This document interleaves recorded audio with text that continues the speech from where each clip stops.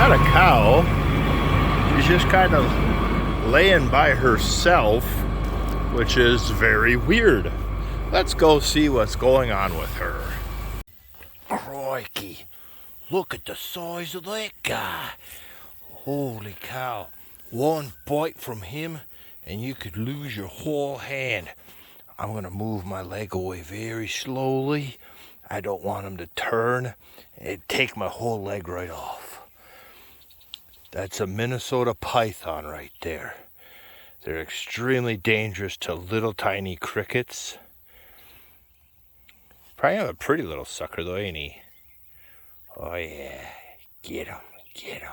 Look at that alfalfa. Holy cow.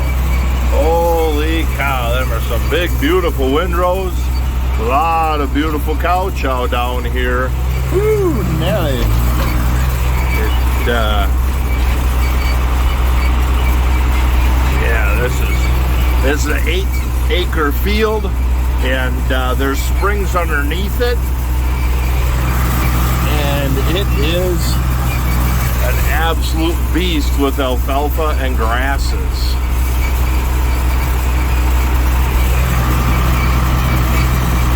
I don't know if you guys are going to believe me, but if you look at the horizon, there's a potential chance of rain. Son of a buck. So who cares?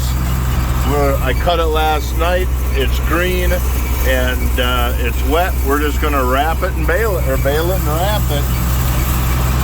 Boom. Just fire right on through. Well, we're baling. We're underway. Boy, I was just rolling laughing. I was telling jokes like crazy. Oh, probably the funniest thing you've ever heard ever. And then I got into that reed canary grass right up here. I wasn't paying attention because I was laughing so hard. And it got tangled up on the sides of the pickup. And then, because the rake, it gets so heavy in there, you see how here it leaves clumps off to the side. And all of a sudden, you look back and you're like, oh, crap. And then, and by the time you realize it, it's too late. It tries sucking that chunky in, and the slip clutch is going off, and oh, man. So, since that wasn't the funny moment, I just deleted all that footage, because I'm like, no. I'm not going to give you guys the satisfaction of humor after trying to unplug a round baler. That just isn't right. Just isn't right.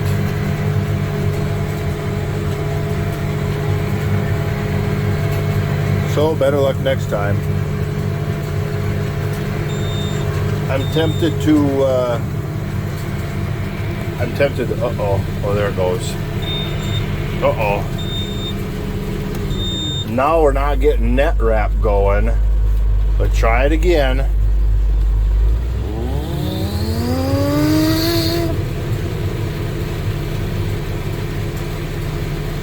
We're gonna have to have a talk about quality of net wrap. I was shopping net wrap on price. This year I shopped net wrap on quality, and I will tell you what, there's a big difference. Big difference. We're gonna go over, and I'm gonna shut the camera off so I can pay attention, and see if I can't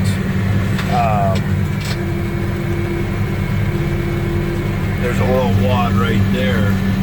Look at that little suckers. They're long stringy crop. And I'm going to shut the camera off. I'm going to pick the pickup up and go over that and see if it works or not, and then come back to any. Well, maybe we'll leave the pickup down and just kind of go forward and backward. Maybe we'll leave the camera on. Let's just see what the heck. You can see it's way out here, and there it already. I got a chunk of it already banging away up in there.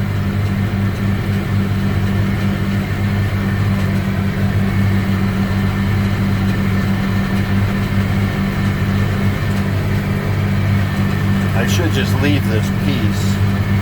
Ruin my whole day if it plugs up again.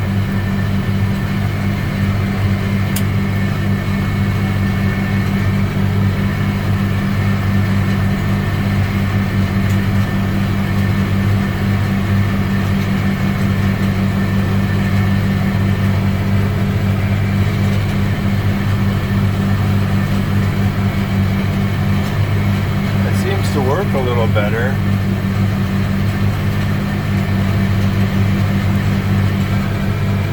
Pick that pickup up and just kind of let it suck it up in there. Look at the mud underneath me.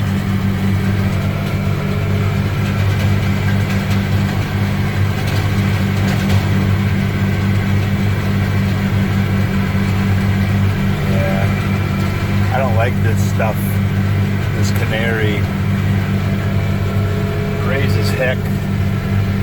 It's slimy, it's wet.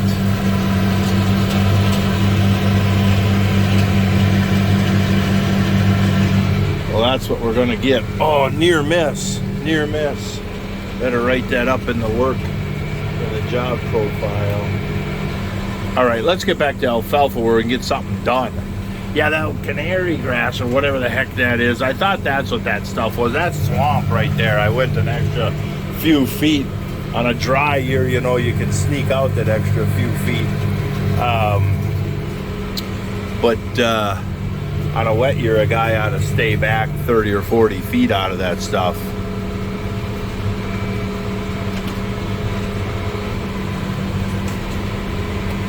So, well, I'm going to continue this trip. We'll check in later. And we're wrapping it. We ended up with 40 bales off of this 8 acres. And they're heavy little buggers. We'll come up with a weight and see what they weigh. But yeah, really, I like doing alfalfa this way because the leaf loss is so little. Your crop loss is so little, and you get such a better quality of cut, faster second cut, better tonnage on the second crop. Man, oh man, zero reason why everybody shouldn't be wrapping.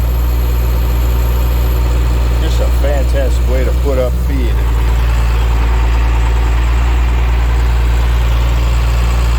I talked about that net wrap,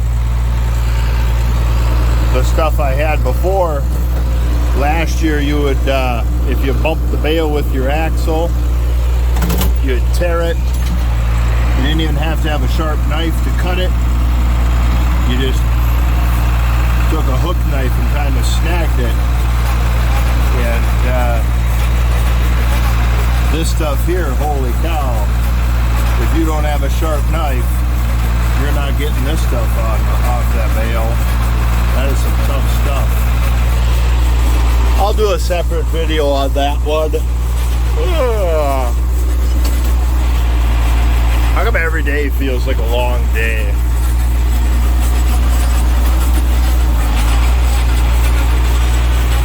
That's a lot of bales. That's funny.